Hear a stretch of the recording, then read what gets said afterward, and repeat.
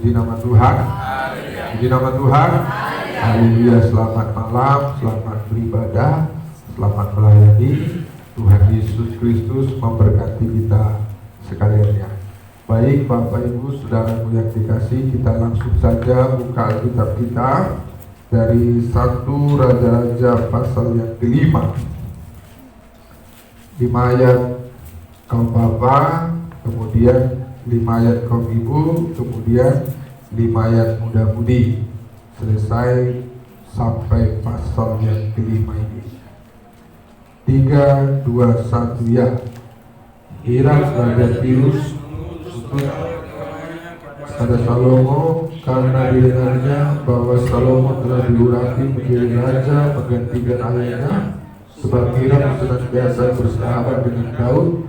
Lalu Salomo mengutus orang kepada Hiram dengan pesan, "Engkau tahu bahwa Daud ayahku tidak dapat mendirikan sebuah rumah bagi nama Tuhan Allahnya, oleh karena musuh-musuhnya memerangi dia dari segala jurusan, sampai Tuhan menyerahkan mereka ke bawah telapak kakinya.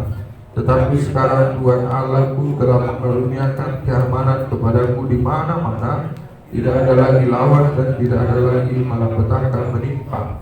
Dan ketahuilah, aku berpikir-pikir hendak mendirikan sebuah rumah bagi nama Tuhan Allahku, seperti yang dijanjikan Tuhan kepada Daud ayahku. Demikian anakmu yang hendak mendudukan nanti di atas tahtamu menggantikan engkau, dialah yang akan mendirikan rumah itu bagi namaku." Oleh sebab itu, berdekatlah orang menembak bagiku pohon-pohon rasa dari gunung Libanon, dan dialah hamba-hambaku membantu hamba-hambamu, dan upah hamba-hambamu membayar daripadamu segala yang kau minta, sebab engkau tahu bahwa di antara kami tidak ada seorang pun yang pandai menebak pohon sama seperti orang Sidon. Maka segala sudah Hiram mendengar pesan dari Salomo itu, ia sangat bersukacita serta berkata, "Terpujilah Tuhan pada hari ini, karena ia telah memberikan kepada Daud seorang anak yang bijaksana untuk melampaui saya saat ini." Lalu Hiram mengutus orang kepada Salomo mengatakan, "Aku akan mendengar pesan yang kau suruh sampaikan kepadaku tentang kayu aras dan kayu sonobak. Aku akan melakukan segala yang kau kehendaki. Hamba-hambaku akan membawanya turun dari gunung Libanon ke laut, dan aku akan mengikatnya menjadi bagian laut untuk dibawa sampai ke tempat yang akan aku tunjukkan kepadamu. Kemudian aku suruh bakar semuanya di sana, sehingga engkau dapat mengakuinya. Sementara itu engkau menyelamatkan yang makanan bagi istana masuk ke apa yang kau hindari." Demikianlah Hiram berikan kayu aras dan kayu sonobak kepada Salomo seberapa yang dikehendakinya. Dan Salomo memberikan kepada Hiram 20.000 korban dulu, bahan makanan bagi seisi istananya, dan 20 pohon minyak tumbuh. Demikianlah diberikan Salomo kepada Hiram tahun demi tahun. Dan Tuhan memberikan hikmat kepada Salomo seperti yang dijanjikannya kepadanya. Maka damai pun ada antara Hiram dan Salomo. Lalu mereka berdua mengadakan perjanjian. Raja Salomo mengarahkan orang Lodi dari atas seluruh Israel. Maka orang Lodi itu ada 30.000 orang. Ia menyuruh mereka ke gunung Libanon. 10.000 orang dalam sebulan bulan tidak digantian selama sebulan mereka ada di Libanon. Selama 2 bulan di rumah, lalu Hiram menjadi kepala Lodi. Lagi pula Salomo mempunyai 70.000 kuli dan 80.000 tukang pahat di pegunungan. Belum dari itu gubernur kepala Salomo yang kepalai pekerjaan itu, yakni 3.300 orang banyaknya, yang mengawasi rakyat mengerjakan pekerjaan itu. Dan raja memerintahkan supaya mereka mengiris batu yang besar, batu yang mahal-mahal untuk membuat dasar rumah itu dari batu pahat. Maka tukang-tukang Salomo dan tukang-tukang Hiram Gebal menyediakan kayu, batu. Puji Tuhan. Haleluya. Diberkati orang yang membaca, yang mendengar dan melakukan firman Tuhan. Adapun tema atau topik firman Tuhan pada saat ini, pada malam ini ialah persiapan Salomo mendirikan bait suci. Bapak Ibu Saudaraku yang dikasihi, Daud ayah Salomo rindu sekali membangun bait suci. Namun Allah tidak mengizinkan Daud ayah Salomo membangun bait suci. Coba dibaca Ibu Gembala ayat yang kelima. Demikian. Ya. Dan ketahuilah, aku berpikir-pikir hendak mendirikan sebuah rumah bagi nama Tuhan Allahku. Iya, terus Seperti yang dijanjikan Tuhan kepada Daud ayahku, demikian. iya, terus Anakmu yang hendak kududukkan nanti di atas tahtamu menggantikan engkau. iya, Dialah yang akan mendirikan rumah itu bagi namaku. iya. Daud ayah Salomo rindu sekali membangun bait suci. Namun Allah tidak mengizinkan Daud ayah Salomo membangun bait suci. Yang Tuhan izinkan membangun bait suci ialah Salomo. Apa persiapan Salomo membangun bait suci? Apa persiapan Salomo membangun bait suci? Coba dibaca Ibu Gembala ayat ke-8.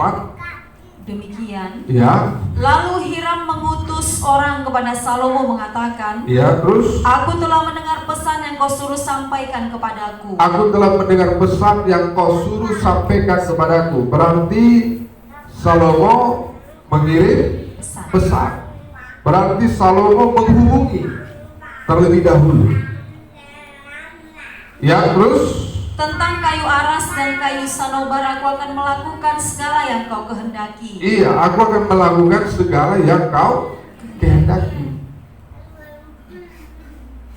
Persiapan Salomo membangun bait suci.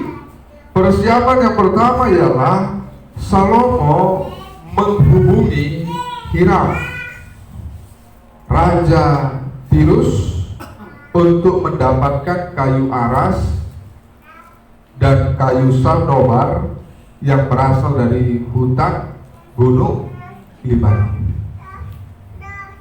Bapak Ibu Saudaraku yang dikasihi, perlu kita ketahui orang-orang Tirus atau orang-orang Sidon sangat pandai menebang pohon. Sebaliknya, orang-orang Israel tidak pandai menebang pohon. Orang-orang Tirus atau orang-orang Sidon sangat pandai menebang pohon. Nah, jadi Salomo menghubungi Hiram, Raja Tirus, untuk mendapatkan kayu aras dan kayu sanobar yang berasal dari hutan gunung Libanon.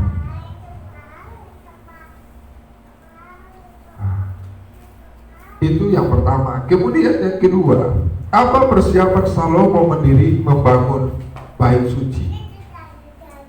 Yang kedua, ayat yang ke-13 sampai 14, Ibu Gembala baca dari kita. Demikian. Ya. Raja Salomo mengerahkan orang Rodi dari antara seluruh Israel. Ya, Rodi. Tahu Rodi? Kerja paksa. Rodi dari antara seluruh Israel. Terus maka orang Rodi itu ada 30.000 orang. 30.000 orang. Ya, terus Ia menyuruh mereka ke gunung Libanon, 10.000 orang dalam sebulan berganti-ganti. iya, 10.000 orang dalam sebulan berganti-ganti. Terus Selama sebulan mereka ada di Libanon. selama sebulan mereka ada di hutan gunung Libanon. Terus Selama 2 bulan di rumah. baru pulang libur selama 2 2 bulan. Demikian seterusnya. Persiapan Salomo membangun bait suci. Persiapan yang kedua ialah Salomo mengerahkan 30.000 orang bangsa Israel untuk kerja Rodi. Nah, caranya bagaimana? Caranya selama 1 bulan 10.000 orang bangsa Israel kerja rodi di hutan Gunung Libanon. Setelah itu libur selama 2 bulan. Bergantianlah mereka. Demikian seterusnya, bergantian mereka, demikian seterusnya. Nah, mereka itu mengumpulkan kayu aras, kayu sanobar, dan memecah batu gunung Libanon.